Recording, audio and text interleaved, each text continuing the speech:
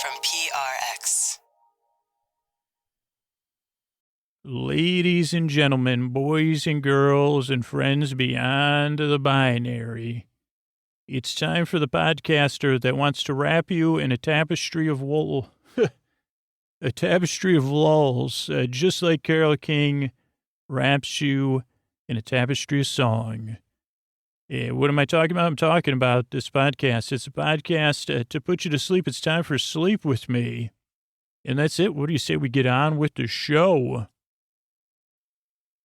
Hey, everybody, this is Scoots, and this is a quick, very, very important message. I'm trying to say it as clear and as energetically as possible. If you fall asleep fast, like you're going to fall asleep in the next 5 or 10 minutes, I really need your attention right now. Because if you fall asleep before the intro is over, like you get in bed, you start the show, and something just is able to help you drift off. I don't know what it is either about the podcast. It does it for you, but it sounds like it does it. Maybe it's permission to not try to fall asleep. Maybe it's permission to let go of something. Thoughts, feelings, physical sensations. Maybe it's just knowing your boyfriend's there for you. But here's the thing. If you fall asleep fast, the podcast works for you a little too well because there is no way for us to support the show and keep it coming out for fall asleep fast listeners because the sponsors don't cover it, and most fall asleep fast listeners never hear the messages for support either. So that means if you're listening to me right now and you fall asleep fast and you rely on this podcast, you'd miss falling asleep fast to it if it was gone.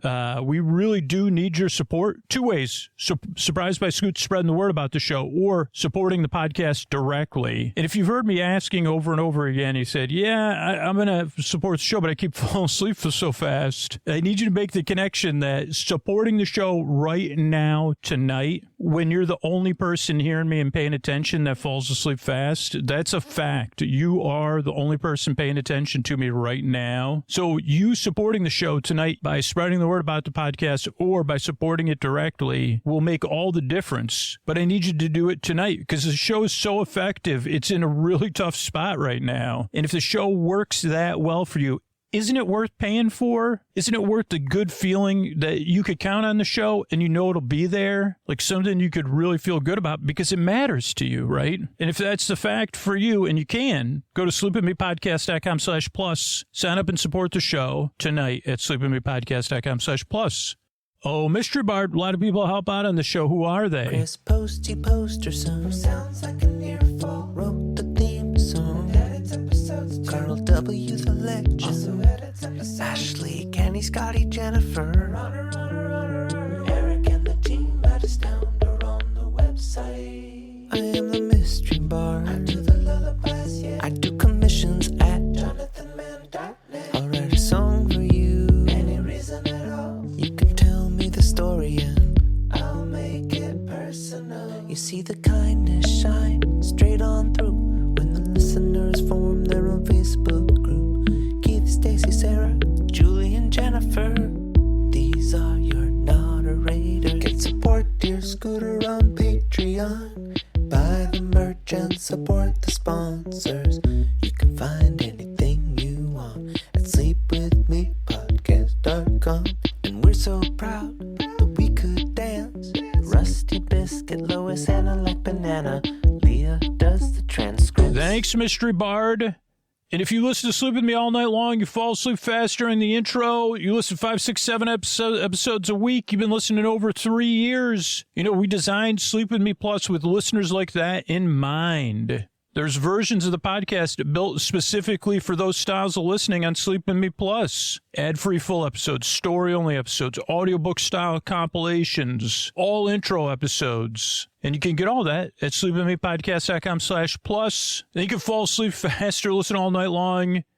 And not only do you get the peace of mind from the show, you get the peace of mind the podcast will be there for you and for everybody else that needs it. And you could sign up and check it out with a 7-day free trial. You could get it free by being surprised by Scoots. And when I say this next part, you'll know because it's because of your support. So what do you say?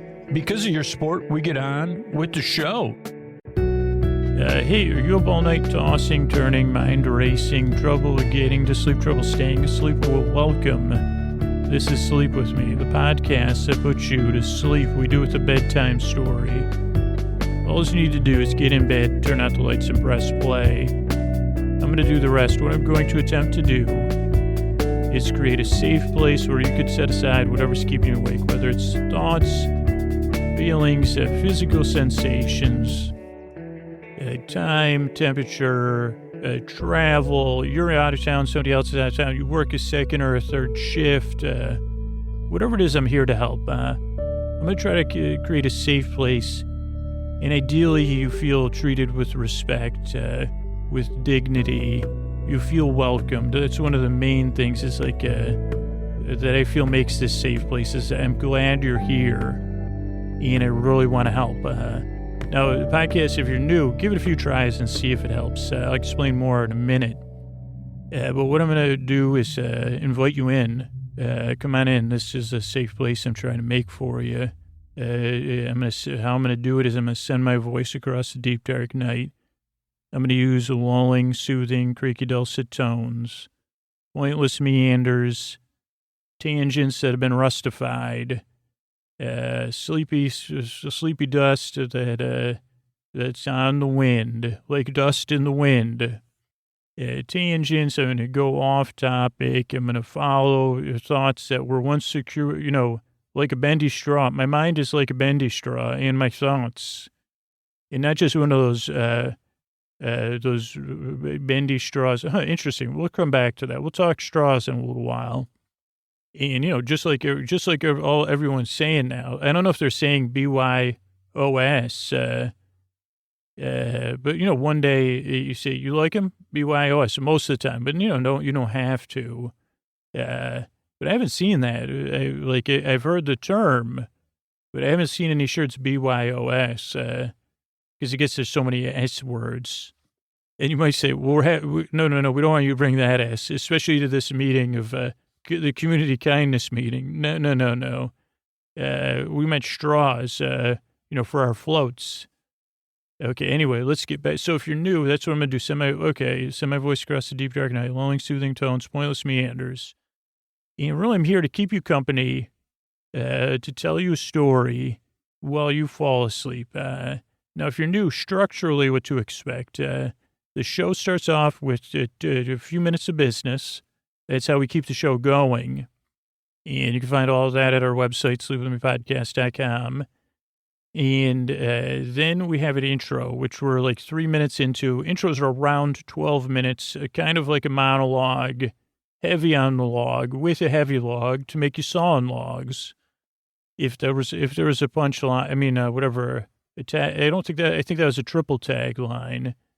Yeah, but the intro kind of is to reinforce the safe place, to make you feel welcome, to help you get ready for bed, or to help ease you into bed, or to make your, say, hey, brushing your teeth is so boring. Now when Scoots is here, I don't think about how boring it is because he's boring me. And I'd say, exactly. You get it. Totally. If you're brushing your teeth right now, it might be a little bit hard to hear me. But if you can hear me, look at yourself in the mirror and smile and say, good job, human. You're doing the darn best you can. And also great form, by the way, on that teeth brushing. By that top right spot back there. Good. Very good. I've never seen a brusher. But some people listen, a few people skip the intro, and some people fall asleep during it. Some people listen to relax at work or traffic or, while they're coding or painting or coding things in paint, or writing code for paint. It's a new thing. Paint-based code. PBC, oh no, that's taken, but, code-based paint, that's another one.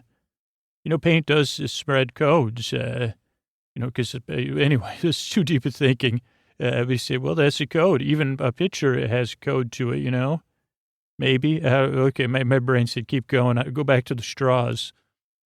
Okay, so there was an intro. Then tonight we'll be talking about Carole King and going on a Carole King-based guided adventure, which will all be explained, or you could sleep through it. And the show will end with some thank yous and good nights. There's a little bit of business between the intro and the show. So that's the structure of the show, but you don't really need to listen. I'm here to help you fall asleep and to keep you company It's just like a friend you would have over, but there's no social compact. So, like, I've compacted the social compact, and then I composted it.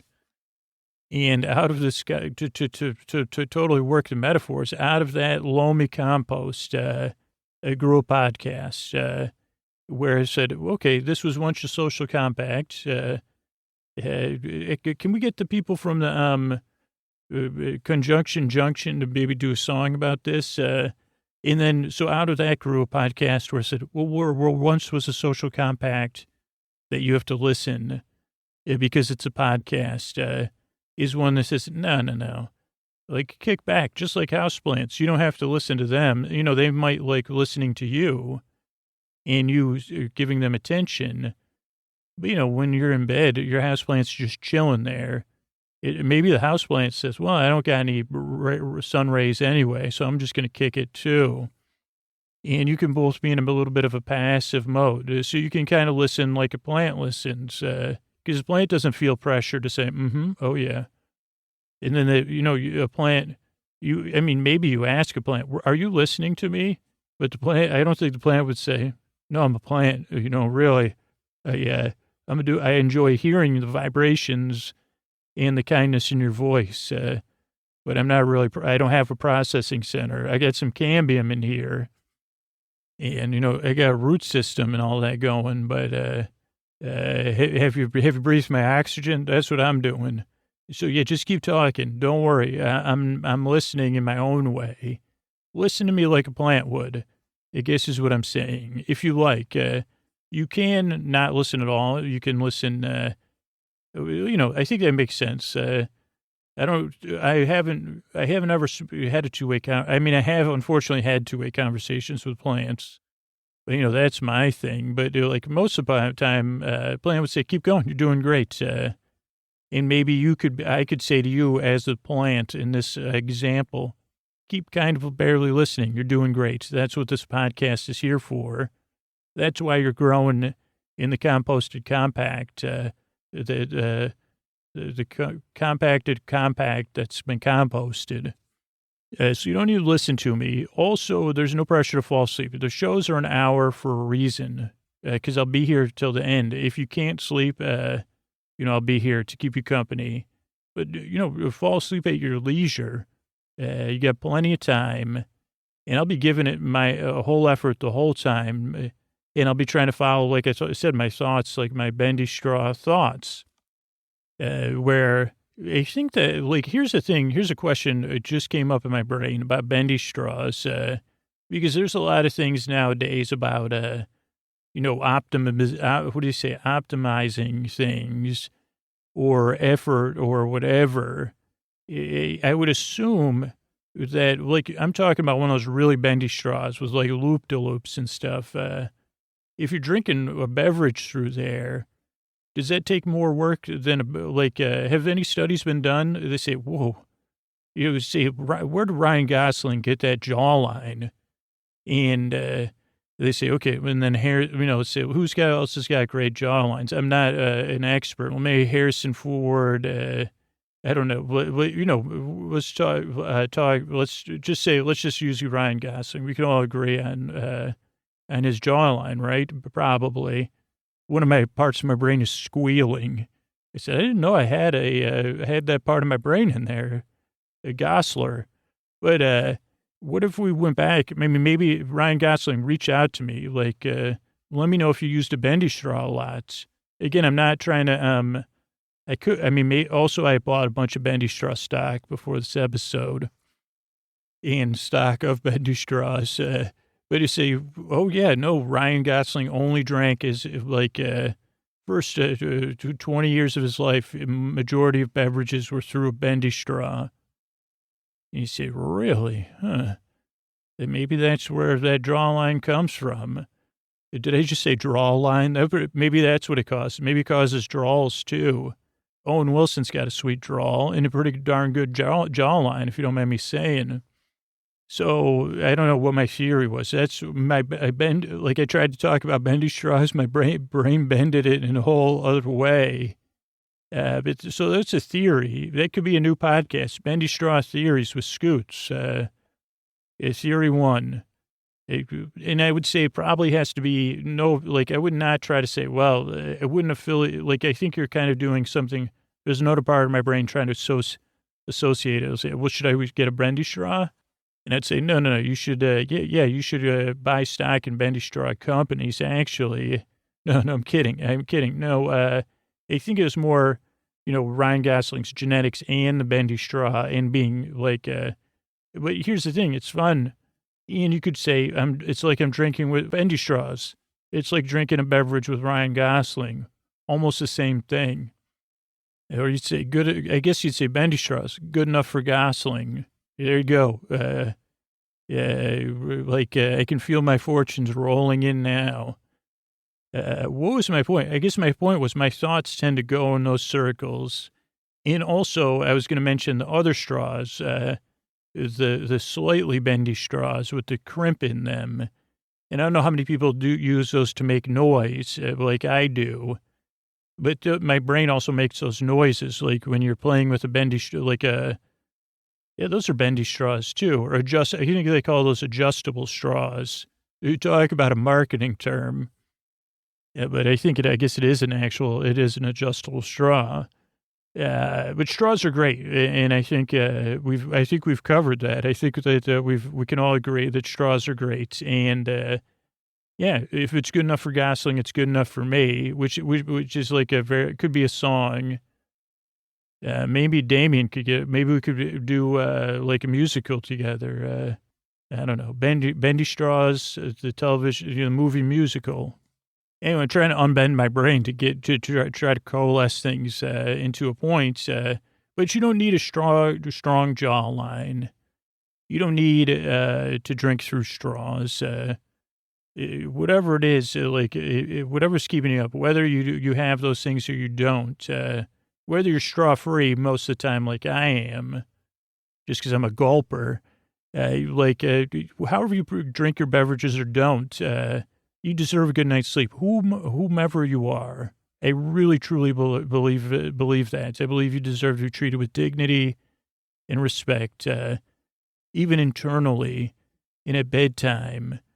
And I want to help, bring some levity to that and goof around and, be silly. Oh, they silly straw. Maybe they call them silly straws. What could be more perfect? I'm going to be silly like a straw. You say, well, it's more bendy. I guess it's not bendy. It's twirly. So it's not really, I guess it is silly to I don't know. I guess I don't have time to overthink that one. But I'd like to be as silly as a straw and keep you company, mess around, goof around. We'll have a little story tonight. We'll talk a little bit factually about Carole King and then go on a little adventure.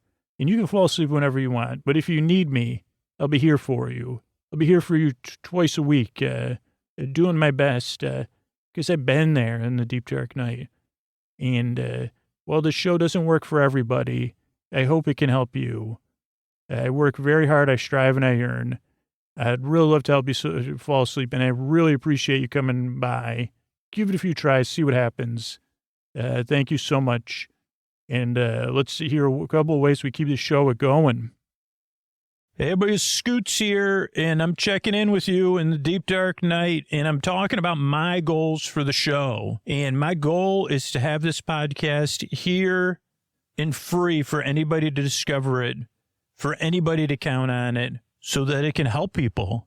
People like you in the deep, dark night. Bring you comfort, bring you relief, maybe bring you sleep, maybe sleepy joy and delight. Maybe it lets you feel less alone. Or maybe you don't even listen to it. It's just a friendly drone in the background. My goal is to be here for you night after night, year after year, or on call as needed, and to keep these shows coming out and available to anybody. Now, Pascal recently signed up to support the show and said that they thought I was an old retired dude just doing this in my free time until they realized how many people and how much work it takes to make a podcast like this. And then Pascal said, I've spent tons of money on useless CRA to the P and stuff I didn't even need or never even worked. Man, I have to support this podcast. It's common sense. So if you share those goals, if you want to be a part of this thing like Pascal this show has brought you comfort, relief, made you feel less alone in the deep, dark night. You do like it being around. You do want to see it here long into the future. Please, right now, consider supporting the show, because if you're the one almost ready to go, you're the only one listening. It really does come down to you. If you share those goals, supporting the show right now. And that's by going to sleepwithmepodcast.com/plus, signing up to support the show, or writing yourself a note, putting it on where you get out of bed to spread the word about the show or support the show tomorrow. So I'd love it for you to be a part of this, either by spreading the word or supporting the show at sleepwithmepodcast.com/plus. Thanks. All right, hey everybody. I thought I'd do, if you're new, it's been a little while since I've done one of these episodes, but not a super long time. Is contacting the Carole King based algorithm that lives in my old iPod.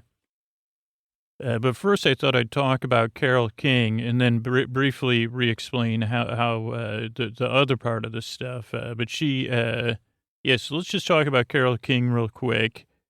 Because I don't know if I have, just in a factual way, from Wikipedia. So this is from Wikipedia. Carole King, born Carole Joan Klein, February 9th, 1942. So our birthdays are close together. I think we may be the same sign, too. She's an American composer, singer-songwriter, most successful female songwriter of the latter half of the 19th century in the United States. 118 written or co-written pop hits on the Billboard Hot 100 between 1955 and 1999. 61 hits charted in the UK. Most successful female songwriter in the UK singles charts between 1952 and 2005. Her career began working with her first husband, Gary Goffin. They wrote 24 chart hits, which have become standards for numerous artists.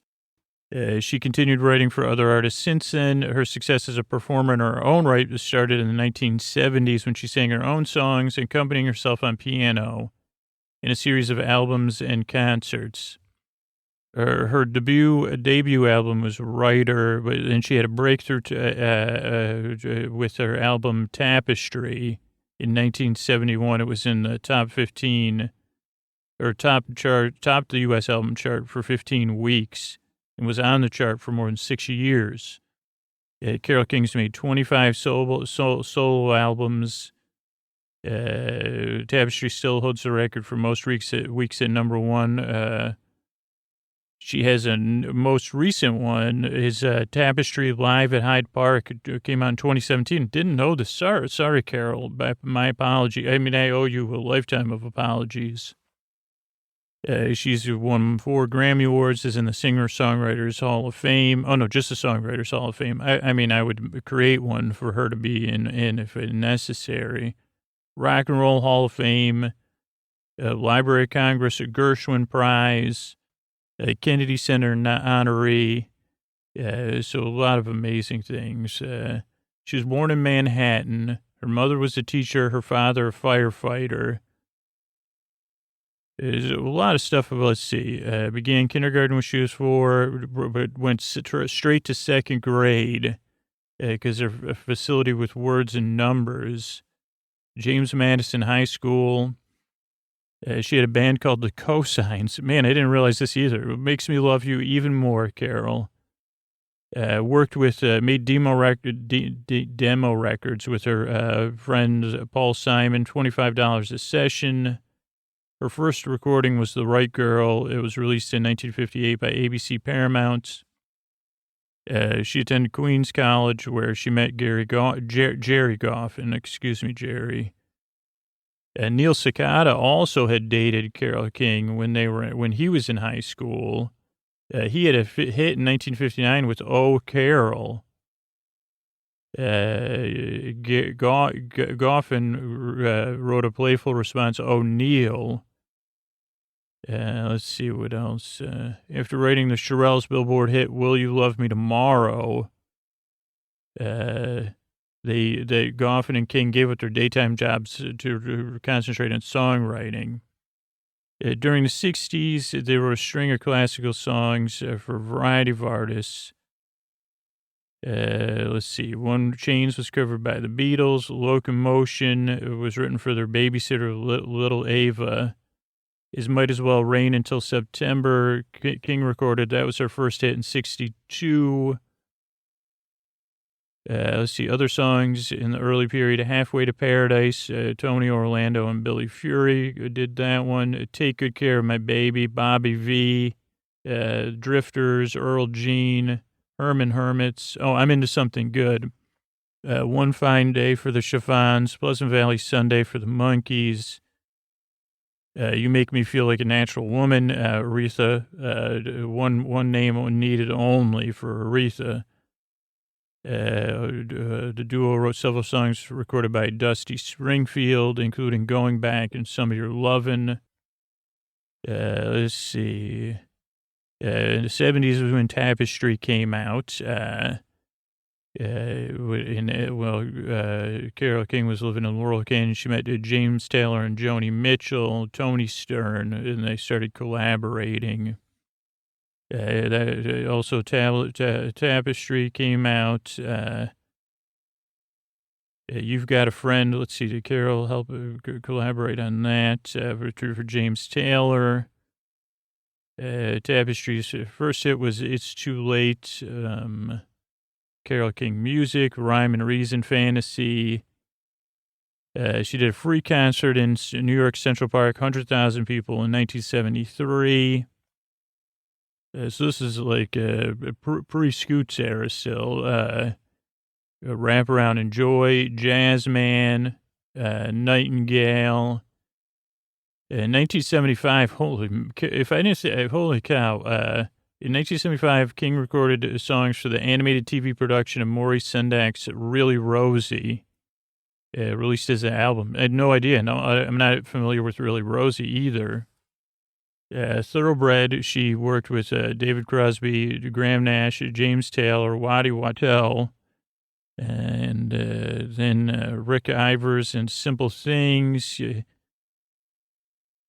Let's see. Then it moved to Atlantic Records for a few more of Carole's albums. Even gets this. If you didn't think it could get better, it still does. Holy cow! My ignorance on Carole King. In 1985, she wrote and performed Care-a-Lot, the theme to the Care Bears movie. In 1985, she scored and performed with David Sanborn the soundtrack to the Martin Ritt-directed movie Murphy's Romance. Running Lonely, Love for the Last Time. I don't know if I know that movie. I thought it was something else. She worked with Eric Clapton and Branford Marsalis on her album City Streets. And then in 1988, she starred an off-way production of A Minor Incident.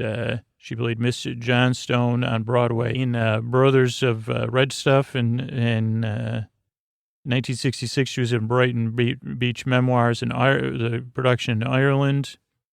Let's see. In the 90s, she was getting covered more by Dinah Carroll, Mariah Carey. Let's see who else. Some other stuff. In the 2000s, she recorded a song, Where You Lead, for the theme song for the show Gilmore Girls, and rewrote a few lyrics. Holy cow, Carole. You are the best. Rewrote a few lyrics to fit the mother-daughter story of the Gilmore Girls. She often performs this song live with her daughter, Louise. She rarely performed the song after its original release for a little while. Then she tried to revamp and rewrite the song to make it more relevant. And the song now is strongly associated with female friendships and family members. In 2000, she appeared in a Gap commercial with her daughter, Louise. Let's see. She did an album Rocket with Steven Tyler, Babyface, and Katie Lang. Love Makes the World. There's also a deluxe edition. Let's see. King launched her living room tour in 2004. That sounds like something we could do, the living room and the bedroom tour. 2007, she toured Japan with Mary J. Blige and Fergie. Holy moly. That's so sweet. 2010, King and James Taylor did a Troubadour reunion tour together, recalling the first time they played at the Troubadour in West Hollywood. During the tour, King released 2 albums, one with James Taylor and the Essential to Carole King compilation album, and then Live at the Troubadour. Man, Carole, I've really been slacking on my list. I'm going to step it up because it's like, this is why I pay for Spotify, so I can listen to whatever I want. 2011, she released a holiday carol, so I got that, with holiday standards and new songs written by her daughter Louise. Her autobiography, A Natural Woman, a Memoir, was released in 2012 and hit number 6 on the best-selling charts by the New York Times. In 2012, she announced, someone announced that she was retiring from music, and that tour with James Taylor was her last. It was a good way to go out, maybe not recording or writing any new music. But then she said she never said she was retiring. She was just taking a break. She also has got a star on the Hollywood Walk of Fame the same year, 2012. Carole King has done a lot of work, humanitarian work. And let's see, I want to just, where's her musical here? Tributes and covers, so tons of stuff. Barbara Streisand, Isaac Hayes, some Aha, Roberta Flack, we know that one. Helen Reddy, Carpenters, Richard Carpenter, and Scott Grimes have Richard Carpenter produced a version of Scott Grimes, one of my favorite actors of my childhood. Gloria Estefan, I Feel the Earth Move, and It's Too Late. Linda Ronstadt, Mandy Moore. Oh, so there was a film biography in 96, loosely based on King's life, Grace of My Heart, written and directed by Allison Anders. And then a musical version of King's life actually premiered in San Francisco, pre-Broadway, in 2013, and then hit Broadway in November of 2013 at the Stephen Sondheim Theater. The book is by Douglas McGrath. Jesse Mueller played Carole King and won the Tony. And Brian Ronan won Best Sound Design for a Musical. So that's a little bit about Carole King. Maybe another time we could talk about Carole King, another one of my favorite carols, a lot of favorite carols. But if you're new, I just want to touch on this briefly because I do tend to get over descriptive of this. But a long time ago, before there was iPhones, right, there was iPods, and this was before the iPod Nano. These were not solid state drives. These were platter iPods. I don't know how long this was ago. Like, it may have been in the BCE era. Kidding. It's like 10, 12 years ago. And I don't think I got an iPod till like the third or fourth generation. Like, I had one with a touch wheel. And there was the first one, and maybe the second one had buttons. In either the third and the fourth one, while still having platter drives, you know what I mean. I mean, you can Google it. But I had one of those, right? I had an iPod. And this was back when the music business was still kind of trying to, like, figure things out. I did have Rhapsody for a long time, but you couldn't really use that on your iPod, but you could use that on your desktop to stream music, similar to what we do now. And I believe Steve Jobs actually kind of predicted, and I don't want to get into economics because I really don't understand it, but Steve Jobs did predict this happening, I believe, that people would stop owning music and like that consumers would stop owning music in movies. But back then, at this time, you still had to own music in movies. And one way is and you had to get it from wherever you had it. Like if you had a CD, you had to convert your CD, digitize it or whatever, and then put it on your iPod. Because this was even before, I think maybe iTunes started selling songs for $1 or whatever. And there was times like if my computer wasn't necessarily connected to the internet, or I would just be rushing through. And even when I would go visit someone, it'd be like a family member, or even my parents would be, how come you haven't converted your CDs to digital? And so I was constantly doing that. And then, of course, I'd say, well, my fee for this is putting it on my iPod. Again, maybe that's, I don't know, maybe that's a technicality where that maybe I'm mistaken in my recounting of that. But, and at some point I had an iPod and I'd done this for enough people. Then I had a pretty diverse selection of music, including a ton of Carole King music. And my favorite thing to do was to hit shuffle on my phone or whatever, iPod, and just be surprised because I had music from when my brother was living in Czech Republic and Italy, stuff like that. So it was really fun. And the metadata, and that's really fun. There's this one artist, Pinky, and I don't know if that's really the name of the artist or whatever, because I think I tried to clean it up or something. I don't know, really good pop hits by Pinky or whoever Pinky's group is.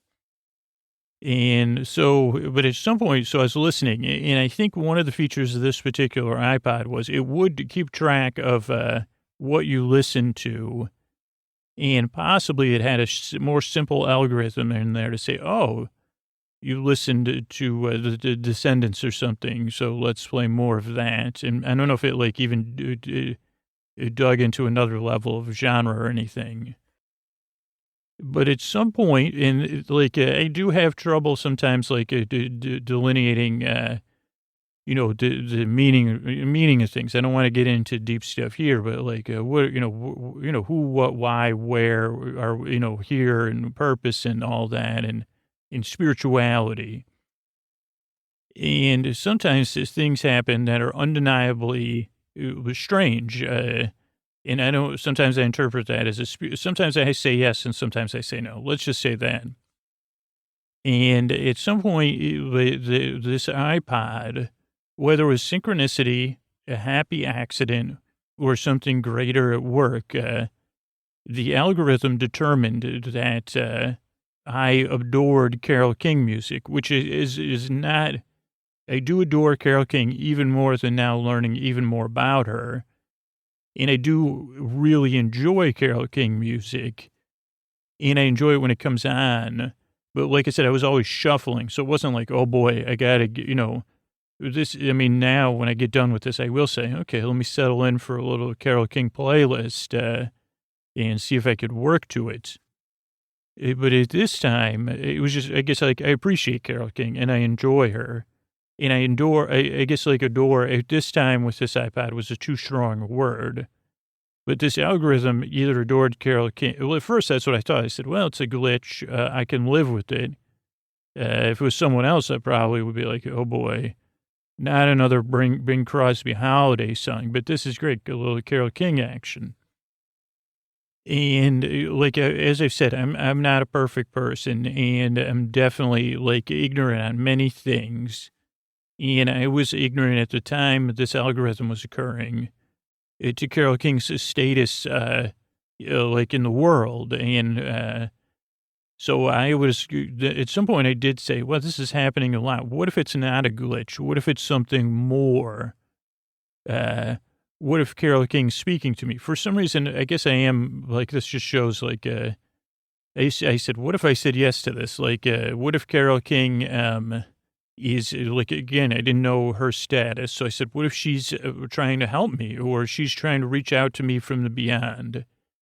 And I realize to some people this may sound out. I mean, if you don't listen to if you listen to the podcast, you say typical Scoots. And since then, as I've grown with the podcast.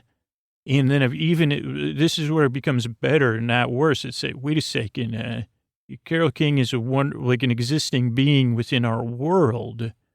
And I guess I do believe in the power of, what's that tuning fork thing called? The sympathetic vibrations. And I believe that, and I do believe this, that Carole King's spirit, or her positive energy, her evolutionary, drive to, whatever you want to call it. But let's just use spirit and spirituality in this general sense here. We could all agree to say, well, let's try to be comfortable with it, because it is tougher to describe in another way.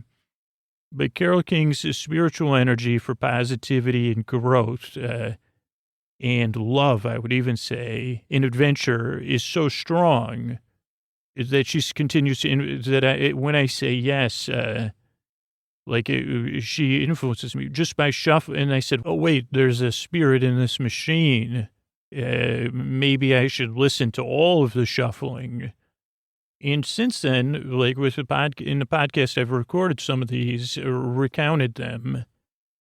I'll just hit shuffle and then I'll see where things go. And so it was just the other day, I said, I was sitting around and I was kind of feeling listless, I guess is the right word. And I guess I am trying to be more mindful and in the moment. And this is really part of my personal journey, is to try to at least find 2 or 3 spots in the day where I can check in and be in the moment, but also maybe just listen. Maybe it's just to the sounds of the birds or my dog's breathing, and then to see if I could say, hey, Drew, do you need some comforting? Hey, if I'm with another person, to pause, or before they come and say, oh, hey, is there a way of me to be service to this person? And also I do when I don't have any of that, I say, well, let me hit shuffle and see what Carole says. And so this day it was a play that funky music came on, and they said, first I said, okay, let's get out, let's start walk dancing, because there's nothing better than, nothing that song makes me think more of than walk dancing, even though you're supposed to lay down and buggy at some point. And I said, well, I could do that, but probably not on the sidewalk. And then I was like, is that Wild Cherry that makes that song? Because I was trying not to drink any SODA. And so I said, okay, let's not think about that. And then I was thinking about recently in the Clark's World, which is someone I support on Patreon, and it's like a sci-fi monthly. Check it out. It's like amazing collection of fictional, non-fictional stories and essays and stuff. They also have a podcast. But recently I'd read something in there about space funk, particularly related to Parliament, but say, okay, other than Parliament, is there other space funk? In this article had devised that, and then I said, wait a second, someone just said that this was the last tour? And then I was like, who was it? Was it Bootsy? Was it George?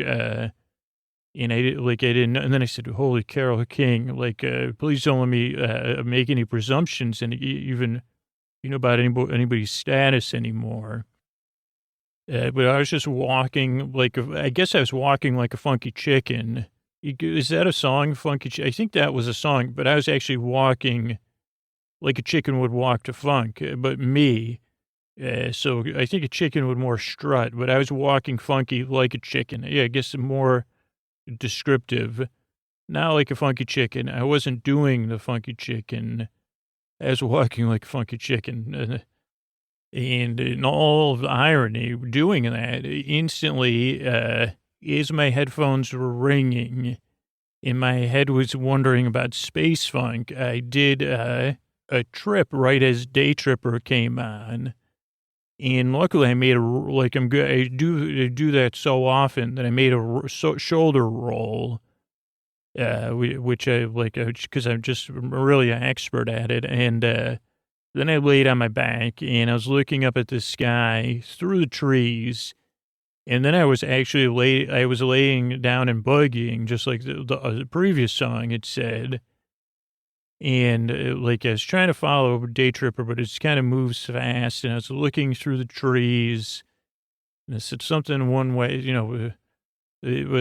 I was like, and then I was relaxing because one time I had heard about a meditation or a visualization that you can actually, this is actually something you participatory or whatever, where you try to look at it, lay on your back on the ground, or I guess you could be sitting or standing, and you're looking through a tree to the sky, and you try to look at it long enough and relax and get to a state where you're switching, like instead of this, you're seeing the sky for the trees and the trees for the sky, so that the sky is the solid and the tree is the air. And it's just, I don't know if it's a thought experiment so much as I don't know. I've tried to do it. I don't know if I've ever actually done it. But I've spent enough hours trying to.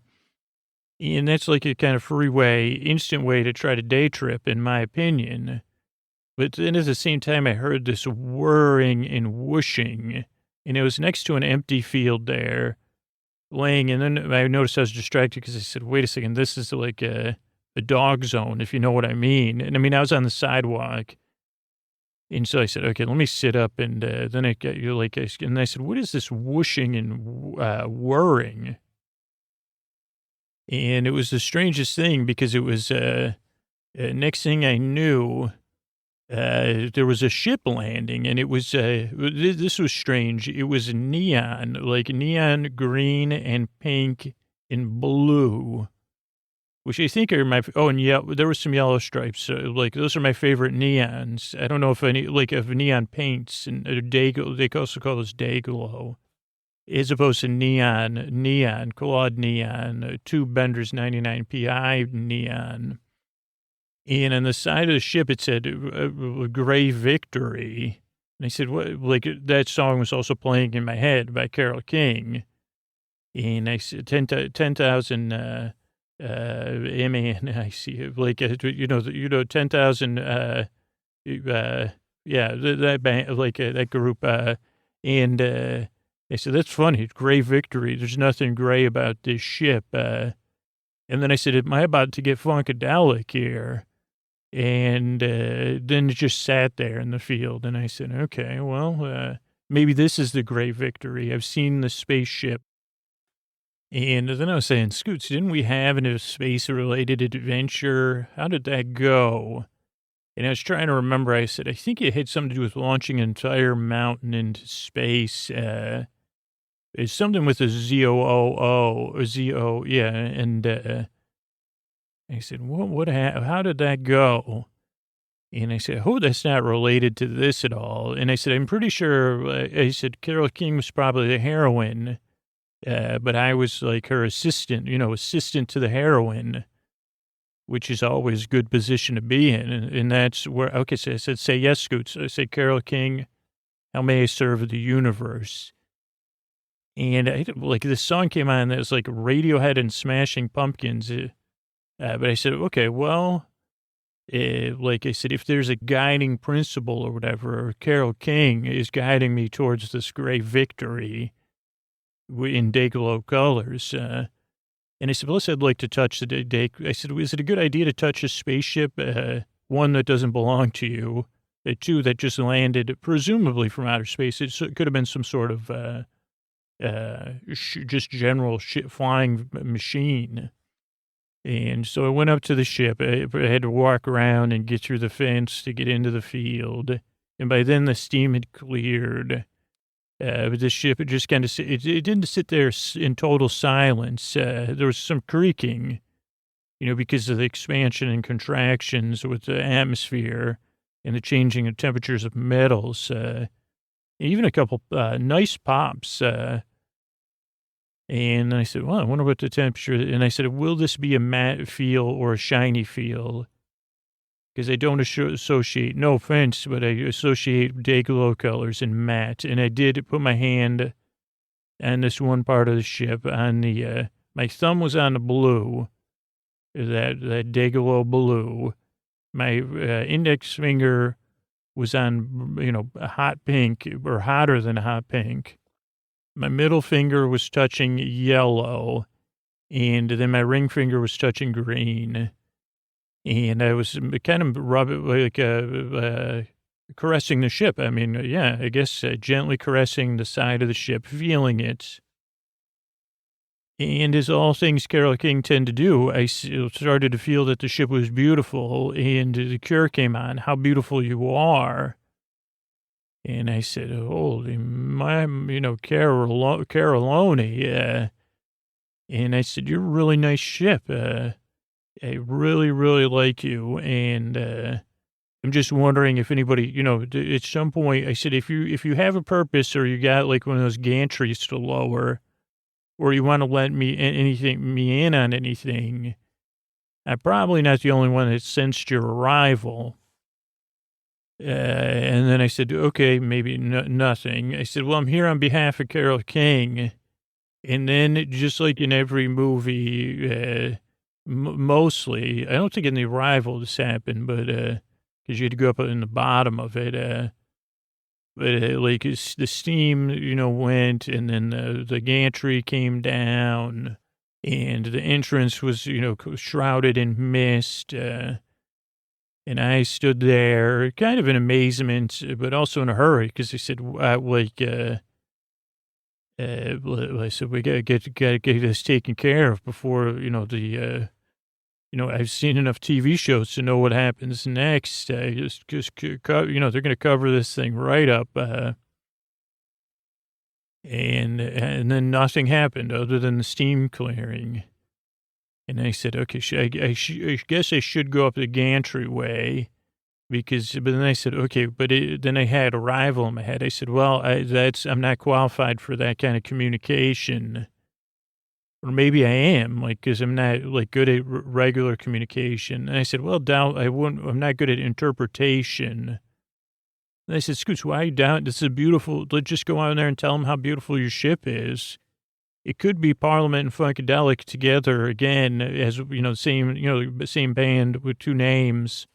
They said, Carole King wants you to go ahead. You're in the arms of Carole. You're wrapped in her tapestry around your shoulders, keeping you safe. And so I walked up the gantry-way. I walked into the ship, and went into what could only be called a foyer, or I guess in a more modern home, as we've talked about in the past, a mudroom. Which I said, well, is this a foyer or a mudroom? I said, is that the right term, foyer, F-O-Y-E-R? And I said, usually if you have a foyer, that's at the front of your house, right? And it's a place really where your stairs end. And I said, is that the door, this between the two doors? And I was talking to myself about this, which I find can either be disarming or, could help me if anybody was observing me. Plus, I was just wondering. And then I said, I wonder if spaceships have a shoes on or shoes off policy like homes do. And because you can see the mudroom, that's from the garage into the kitchen. It's an extra place to take your boots off if you live in a winter place or a muddy place, or a place where you say, we got to find another room to sell these people. They say, well, this also has a mudroom, by the way. Will that seal the deal? If I lived in an area that had, I'd probably say, ooh, mudroom. Is that a kind of mud I can get into to relax? That would be my mud room. Yeah. Like a room full of mud, of course, temperature controlled. Not a room made of, maybe a room made of mud. That, I said I could go for that, but I prefer kind of like a hot tub, but with mud. And maybe a couple mud benches that are part, for relaxation. And then I thought about, okay, and there was a bench there, or I said, holy cow. First I sat down on the bench. I said, what a buffoon I can be sometimes. I said, this could actually be a being. And I just sat on the being. And unfortunately, then Achilles' Last Stand, from Led Zeppelin, a live version of that started in my headphones.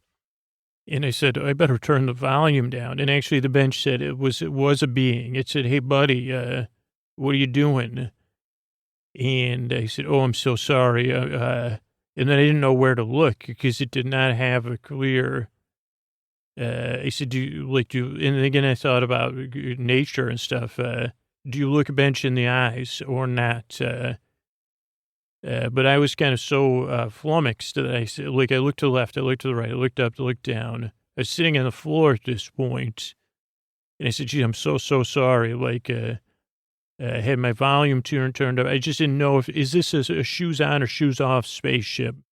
And then I saw the bench began to laugh, and it was a bench where once you calm down for a few seconds, you say, oh, you just look at the bench straight on. And that's the proper way to do it. And again, when you need it, you can also use this to just picture a tapestry of Carole King, not just a physical and an oral one, wrapping you on your shoulders, but also winding its way through your ears, through your lymphatic system, through your circulatory system, her music vibrating in the spaces between your cells. And that helped me calm down to the fact I was talking to a bench that I just sat on. And I was asking it what could be a ridiculous question because the bench was having a chuckle. And then the bench said Achilles. And I said, oh, have you seen the movie? I think that's how they said it in the movies. And then the bench mentioned the irony that I was talking about shoes and Achilles. And I said, oh, you're pretty familiar with the human anatomy, huh? And the bench said, you're not really familiar with our anatomy. And I said, nope. I said, to be perfectly honest, I said, by the way, the paint outside of the ship is gorgeous. And I don't mean to shortcut our rapport building session here or whatever it is. And also ask a billion questions about how are we communicating? And are you I said, but, I don't know which planet you think if you thought you landed on a planet open-minded and embracing. But I have a feeling that's 2 or 3 solar systems over. This one, I said, usually there's I said, and the bench took a breath and said, oh, darn, we did miss the mark. We were trying to get to one of the planets Carole King's on. And I said, oh, she has a planet now. I said, that makes perfect sense. I said, if you're going there, could I get a ride with you? And the bench said, no, we're supposed to be here. And I said, okay. I said, well, how can I help? And then the bench said, was this Omaha? And I said, actually, it is not Omaha. So I said, that's good. We've got that. I said, I do know someone from my friend David Kay, who makes Love Your Work podcasts. I think he's from Omaha. And the bench said, I love that guy. I said, yeah, he's a bachata dancer. Bachata. I said, I always mispronounce that. And then the bench said, I saw your dancing. And I said, I don't mean to take things off the rails here, but I said, are you the whole ship or just a bench? And they said, harumph, just a bench. And I said, okay. I said, okay. So I'm sorry. Let's, I dove back into the niceties. I said, this isn't Omaha, but, they can probably help get you there. I said, we should probably get on. I said, does this have a cloaking mode? And the bench said, no, the day glow colors, yeah, they're a cloaking mode, but in plain sight. And I said, okay, you're not familiar with Omaha or day. I said, well, can you get a lift off going here? I said, I'll get you to Omaha, right, we'll be, right away. And we took off, and then as we were launching off vertically within Earth's atmosphere, the bench said, well, where to? And I said, straight to Omaha. And the bench said, okay, which way? And I said, my phone's really not getting the best service up here. And then I even said west, and I said, no, east. But this ship, I guess, I said, you better slow down, because I said, okay, we're over Honolulu now. And I said, okay, no, east.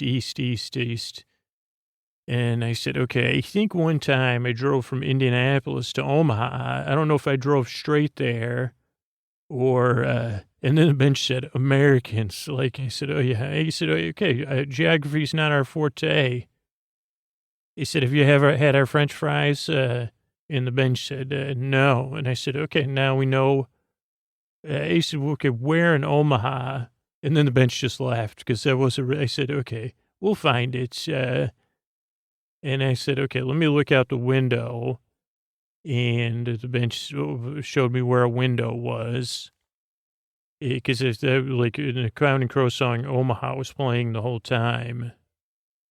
And then I said, well, how am I going to find Omaha? I don't know. Like, everything looks the same from up here. I mean, once you're over the Sierra Nevadas, then I was out of my depth. They said, is Nebraska before or after the Rockies, Scoots? And I said, I got no idea. And then I was trying to get my phone to tune something in. Then the Pixie song Tame came on, and I said, oh, okay, just calm down. And then I said, oh, the Omaha Zoo, I've been there. And it was indoors, and I went back to the bench, and I said, I had gotten a signal, so at the same time, all the light bulbs went off. The Pixies, Tame, the zoo, and I think my phone had heard me, so it gave us directions to Omaha Zoo. And then I said, okay, wait a second, we're up in the air though, so what does this mean? And then the bench said, and I said, okay, stop, can you stop the ship, can this ship hover? And the bench said, of course it can hover. And I said, okay, go. And I said, can you rotate the ship so I can figure out what direction we're pointing in, and rotate it 90. What's the difference between 90 and 45 degrees? And the bench said 50%. And I said, holy cow, we got ourselves a bench median. And the bench said close. And okay. And finally, the short answer is we got our directions. We started heading towards the Omaha Zoo. And I said, what's our mission? What does Carole King need us to do?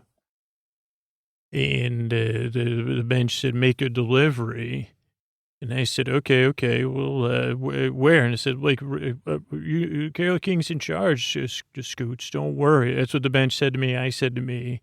And so we were kind of hurtling at it more than really fast, but really safe. And I saw somewhere, I would assume it was the Omaha Fairgrounds or the Omaha, parade grounds or something, just outside of Omaha, an open space area, but it was very organized and I could see people gathered. And then from within the ship, I felt a thumping. And I said, that is both I said, this is some deep funk within me. And I felt like something that you can only I know there's probably instruments or sounds that make a wiggity wiggity, but I don't even know how to describe it. But it's like a bassy thing with a wiggity wiggity in you, kind of like a pleasant wheezing sound. And I said, is this maybe that's the instrument? When you're in the kids percussion, you got your triangle, you got your blocks, you got your shakers, you got also maracas and shakers nowadays. You have other things, but then you have a wooden thing that you rub a stick on, and it has little notches in it. I don't know what that's called. I don't think it's a piccolo, but I always associate the piccolo with this, even though I'm wrong. Also tambourine. I'm sorry, tambourine. I forgot to mention you and any other special kids' percussions, because I was hearing kids' percussions. Yeah, but I was also hearing a funk cover of NWA song, Gangsta Gangsta, and I couldn't believe my ears that it was so good. And it was just it was, I don't know, and I said, is this playing in my, because that song was playing, that's how I said, I recognize the song. And then by the brilliance of Carole King. And then I felt our ship descending, and I could feel the music, the sweet beats, sweet funky beats. I noticed I was dancing a bit like still like a funky chicken, whatever, I was dancing funkily. And then I was dancing to funk. I was actually being vibrated by the funk. And we landed in a field where there was like in the ship, it did the same thing I saw. And then I felt it in my heart, really. Like sometimes when you're at music festivals, it can't be great. But there's other times, at least for me, you feel a connection, or you feel or you're with a group of people that you don't know, experiencing something. It could be just in a museum, and there is some sort of connection. And I felt it. I could feel the joy of the people gathered around the ship because the music was blasting out of the ship. It became totally clear to me that this was like some sort of funkadelic moment, and that I was in something like the Mothership Connection, and I was feeling the Mothership Connection. And, of course, then we landed, a stage descended, and Parliament, got out there and started laying it down. And they did, their own songs and covers, and a lot of it had a throughput to encourage people to treat everyone with dignity and kindness, or to say, well, please, you're not treating people, really mind-blowing. And I could feel the connection, the Mothership Connection, between the music, between Carole King, the audience, Omaha, the day glow colors. Then I noticed there was also neon in the ship as the night fell. And it was just a moment, like I said, holy mackerel. And then I said, I need a nap. And then I said, I don't know, there were set breaks, but it was a really long set. I went back to the bench, and I said, thank you. And the bench said, hey, I didn't mind you sitting on me. We are, by the way, we're a no-shoes ship. And I said, okay, let me take my, and the bench said, I'm just kidding. And I said, I could leave my socks on. And then I climbed on the bench, and I curled up, feeling the funk outside of the ship, experiencing the funk, and curled up there, feeling safe at the same time, feeling warm. And feeling surrounded and embraced in the connection with Parliament, Funkadelic, the Mothership, the whole thing, NWA, everybody. And I felt good, and I drifted off into one of those deep, calming, resting, luxurious naps. I drifted off so comfortable on this bench that was also snoozing and snoring. And the bench's snoring was also just relaxing and comforting me in a reassuring way. Both of us cloaked and swaddled by the tapestry of Carole King. Thanks, Carole. Hey, everybody, this is Scoots, and I'm just kind of running through here as I tuck you in. I've been trying to talk about the goals around the podcast, right? I don't know if you're hearing this and you're new or you only listen once in a while, don't worry about this part too much. But if you're one of those that are super listeners, those are people that listen longer than a year, listen to more than 2 or 3 episodes a week, listen all night long, or fall asleep fast. 40,000 of those listeners, and you listen about 10 to 40 times more than a regular listener, because a regular listener just comes to the show when they need it, at the start of the school year, when they change jobs, when they have their first child, when something big happens in their life and it takes them a few months and they need the show then, and then they know they can count on the show. And the next time something like that comes up, those people count on the show. And people that aren't in a position to financially support the show count on the show. And people that are just discovering the show for the first time count on the show. But if you're one of those super listeners, if I can't get you and about 400 others, so 1% of super listeners in 2 years, I I don't think the show will be around. I'll be honest with you. So we could really use your support if you're a super listener. And actually, your support will change the future of the podcast at this point. Either way, like if you spread the word about the show, it'll help us grow. And when the show grows, more people benefit from it. The show will grow supporters that way. If you support the show directly, if you're a super listener and you're in a position where you could cut back on one of the streaming services, or you can already afford to support the show, your $60 a year, your $120 a year, your $240 a year will make the difference. Particularly right now, the show's in, like, it will. Like, it'll either make the difference, your $7 a month of the show being here in 2 years, or if you put it off, that's about the thing we're looking at right now. At least as far as, anyway, I don't want to get to that point, but I don't think we need to, because we only need 1 out of every 100 super listeners to support the show, and it'll be fine. But if we can't get that 1 out of every 100, 1 out of 100 super listeners, but I think everybody thinks that it's somebody else or that they'll do it tomorrow, and that never hasn't. It just isn't the case. So I don't know if you're listening right now. I thought I was going to lay out the goals. Where did I get off topic, or did I already lay them out? Well, my goals, I don't know if I've achieved them. In these post rolls, I'm like a little more freeform. My goals with the show is to bring you relief, to bring you comfort in the deep dark night. So if you're still listening to this, don't worry. Got hundreds and hundreds of other episodes, multiple episodes coming out every week, story-only episodes coming out every week now.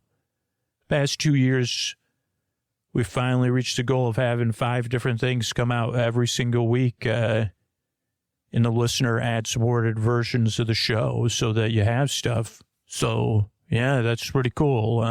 And what was did I have a point? I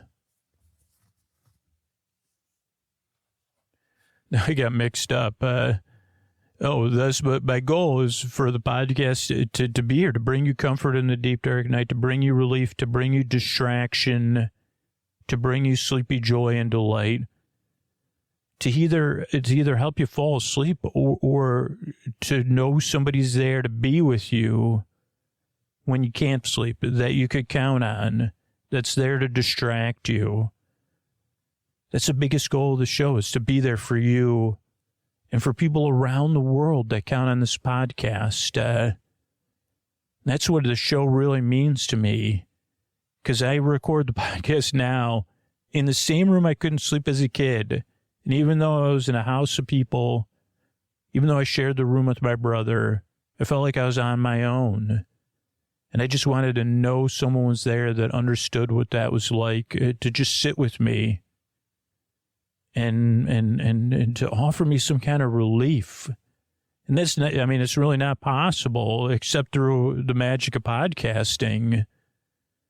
And that's why the show's so important to me, and why I get so strong feeling about this stuff. So, yeah, so there's that. That's the biggest goals of the show. Second biggest goal of the show is that it's free for anybody to find it and to use it and discover it, like just like you discovered the show, because it was free. It's so different, and it only works for the people it works for. It being free, and being able people to be able to take 2 or 3 tries to get used to the show makes all the difference, right? And it's out there free now for anybody to discover it, that it's going to help, because it only helps the people it helps. I think I keep saying that again and again and again, but it's like no one has any idea that something like this exists until they find it, and that they may have a vague idea that something like this would help them, but until they see it helps them. And the only way that works is the show's free and available for them to find it. And then there's people who just can't support the show for whatever reason, and they count on the show too. Some of them are super listeners, and other people just discover the show when they need it. They listen to it time to time, whenever they need it. Maybe I already talked about that too, but having the show free makes a big difference in a lot of people's lives. And then I would love to keep working on this podcast, keep making new episodes, stay on as a host and all the other work I do on the show. I'm not ready to let go of this podcast. I'm not ready to give up on it. And every time I kind of push, I'm trying a little bit different now to be as clear as I can. Like, what's in it for you? To feel great and amazing, right? The relief and the comfort in the deep, dark night you get from this show on a regular basis, and somebody else out there. In fact, 99 other people out there, their comfort and joy and delight. Like if you're an all-night listener and you support the show, you're supporting it for 99 other all-night listeners. If you fall asleep fast, you're supporting it for 99 other fall asleep fast listeners. And then all the other people that listen, the regular listeners, the non-super listeners. But yeah, like realistically, those low-level goals, I guess I already mentioned the goals. I think this is my second thing. Those are going to be the ones that are going to be the toughest over the next year or two. Because, yeah, I don't want to move on from the show or turn it over to another company or something like that. I love the challenge of making this podcast and being here for you. So if you're listening right now, you are the only person listening and paying attention right now, particularly if you're a super listener. Please consider supporting the show directly at sleepwithmepodcast.com/plus, sleepwithmepodcast.com/plus, or by spreading the word about the show. If you're a super listener, consider letting a person know on a regular basis.